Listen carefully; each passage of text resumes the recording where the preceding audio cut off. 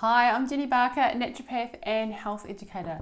And after last night's masterclass, 3 steps to discover if you have food intolerances, I just wanted to share some more cases. So you might be able to relate to some of these people with some of the symptoms that you have, so you can get an idea about whether what's happening for you is something that could be related to food intolerances. So I'm just going to share a few cases. I'm going to share 3 cases with you, and this might just help you.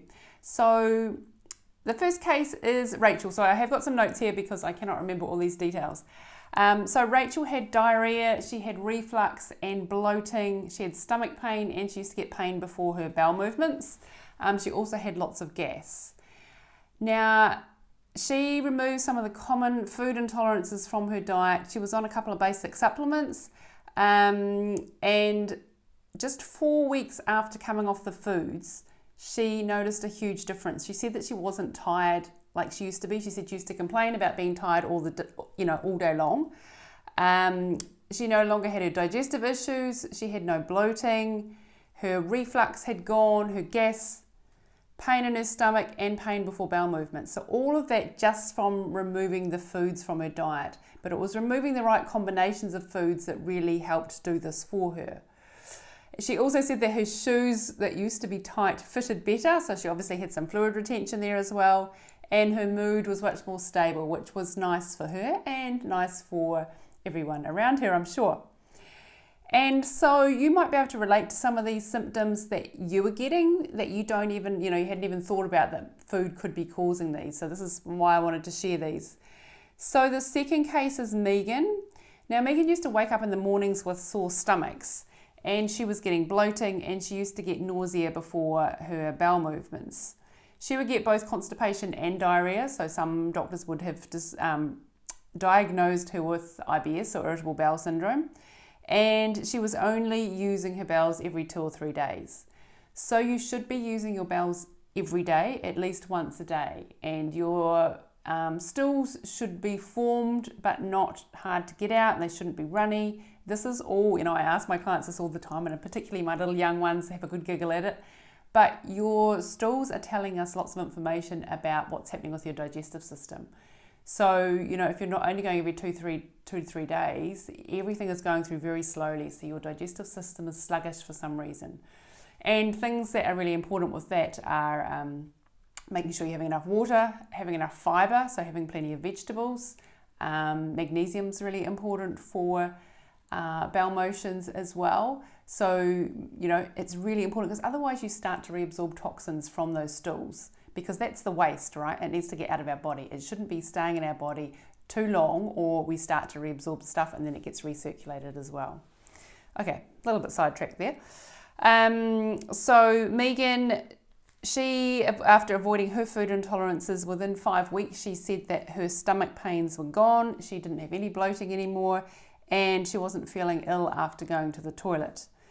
And interestingly, she had been avoiding eggs, which was not actually a problem for her. Once she figured out which food she was intolerant to, eggs were not a problem at all. And it was actually a combination of other foods. So Sally is the third case I would like to share with you, and she had abdominal pain for about 1.5 years. It was pretty severe. It used to come on suddenly, and it was so bad that she would have to take painkillers every 4 hours. And that is so hard on your liver. I don't think people understand what just general painkillers that you can just buy at the supermarket can actually do to your body. You need to be figuring out what's causing your problems so that you can reduce these medications. So she also suffered with nausea with the pain. So she cut out some foods from her diet, and after just a few days, Sally noticed a significant reduction in her pain. So much so that she didn't need the painkillers anymore. Yay, fantastic. And she also didn't feel nowhere near as tired, and she felt a lot better overall. So she didn't actually realise that was food that was causing her to feel tired and not so good as well. Now her pain did come back if she ate the particular food that was causing problems, which for her was gluten. But without eating gluten, she pretty much had no abdominal pain. So I just wanted to share those cases with you so that you can see the effects and sometimes quite a number of symptoms that people are getting because of the foods that they're eating that they're intolerant to. And so removing those foods helps those symptoms to decrease or go away. And it's not just about removing the foods, but it's about addressing the causes as well, so that you can tolerate some more of those foods, or maybe you don't have as many of those foods.